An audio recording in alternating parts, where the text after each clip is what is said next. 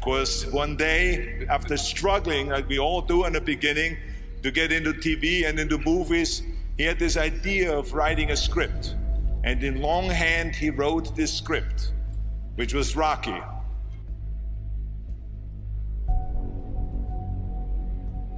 It's all about dreams, you know, and by the way, dreams cost nothing. They're free. The hard part is just keeping them going, and please keep them going, because we're here for one simple reason. He believed in the dream, I believed in the dream, and our dreams come true, and there's no reason every one of yours can't either.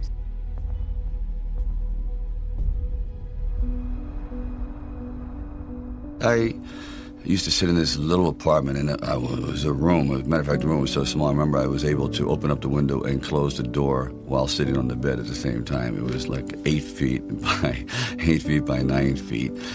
But the one thing about that room, there was really very little distraction. So I would sit there propped up in bed, and I'd go out with my big pen and legal pad and just start writing these stories. And most of them were very, very trivial.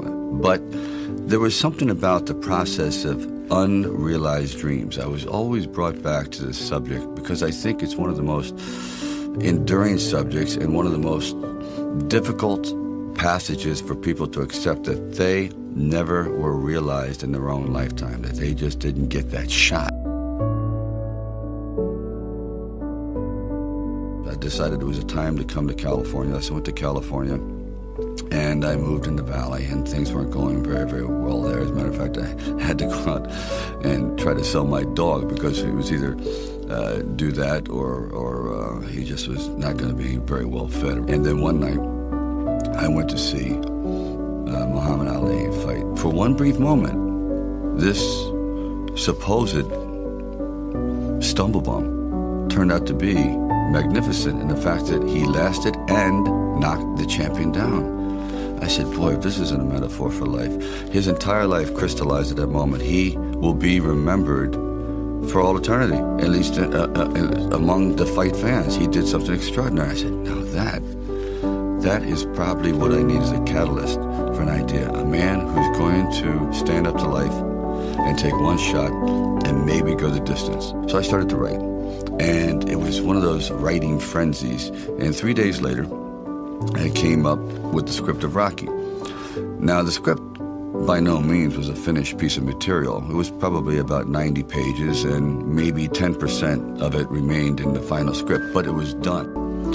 So we're talking a little bit, and I guess I really wasn't right for the acting part. And on the way out, I said, I don't know if it matters, but I do a little bit of writing. He goes, really? He says, yeah, I'm writing this story, I have this thing about wrestlers, and I might do something about boxing. Well, he says, well, bring it around. And I thought, if I hadn't stopped on the way out, that's why I tell all actors or writers, don't give up, keep talking. Eventually you might hit a nerve somewhere, and they go, come on back.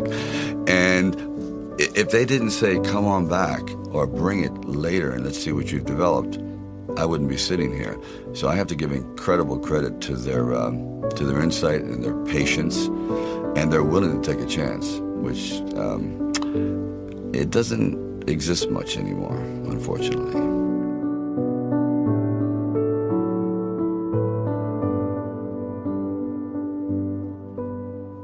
Originally, when I brought the script to them, they were fairly enthusiastic about it. The one thing they were not enthusiastic about was me playing the part, and I really can't blame them at the time. But there was something inside of me that this opportunity is never going to come around. And I really wasn't used to money, and I had no idea of what I would be missing. But the temptation started to come forward. First, it was $25,000 and $100,000. I go, well, I never heard of $100,000 because I had like $106 in the bank, and like I said, I had to sell my dog, and things were not looking very, very good.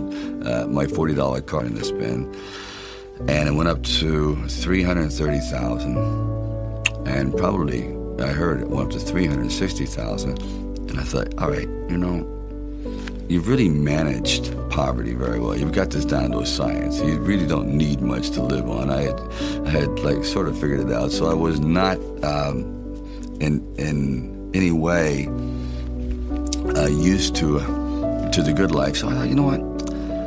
if I know in the back of my mind, if I sell the script and it does very, very well, I'm going to jump off a building. And if I'm not in it. So this is one of those things where you just roll the dice and you fly by the proverbial seat of your pants. Say, all right, I got to try it. I got to just do it. I may be totally wrong, and I'm going to be taking a lot of people down with me, but I just believe in it. We were working with the handheld camera at the time with Garrett Brown, and it was somewhat experimental.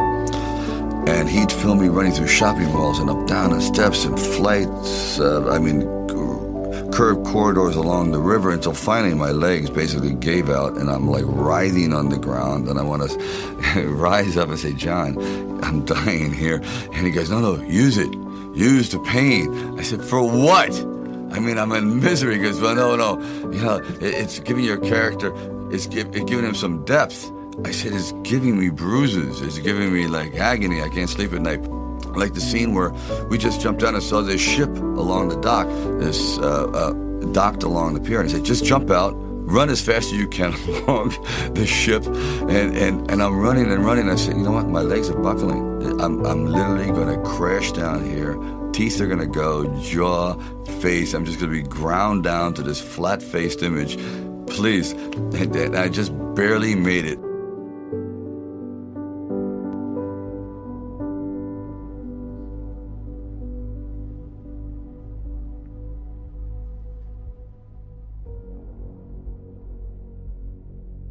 The world ain't all sunshine and rainbows. It's a very mean and nasty place, and I don't care how tough you are, it will beat you to your knees and keep you there permanently if you let it. You, me, or nobody is gonna hit as hard as life. But it ain't about how hard you hit. It's about how hard you can get hit and keep moving forward. How much you can take and keep moving forward. That's how winning is done.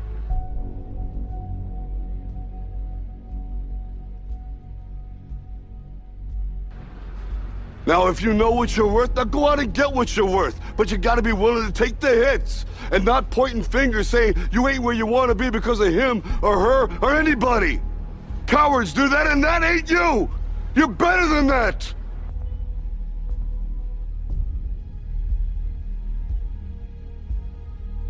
You can't be alone. To really succeed, no man really is an island. When you find the right components in your life, the right people that gel with you, then you feel as though you're invincible. It may be a fallacy, but you at least feel as though you can take all that life has to dish out.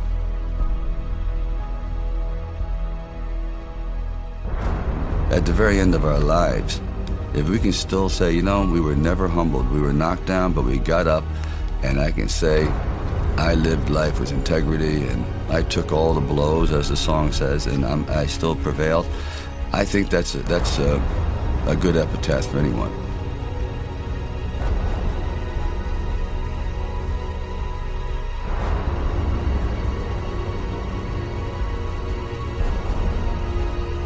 It's all about dreams, you know, and by the way, dreams cost nothing. They're free.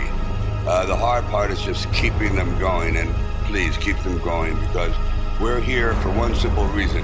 He believed in the dream, I believed in the dream, and our dreams come true, and there's no reason every one of yours can't either.